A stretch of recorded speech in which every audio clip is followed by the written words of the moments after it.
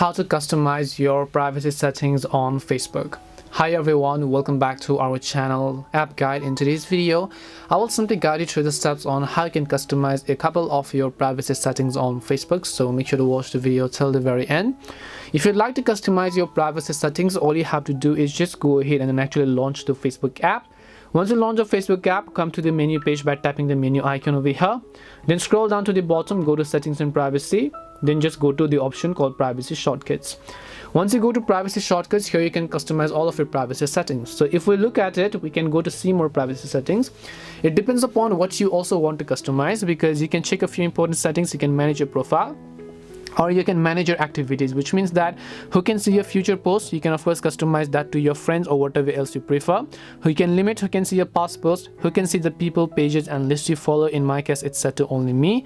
Who can see your future reels, that is also set to the public in my case. Now who can send you friend requests, I want everybody to send me friend requests, so I'll just leave that to everybody. Who can see your friends list, personally I don't like other people looking at my friends list, so I can just customize this to only me as well, as you can see over here. Now once you've done that, you can come back. Who can look you up using the email address you provided. You can select friends of friends or whatever else you actually prefer in this case.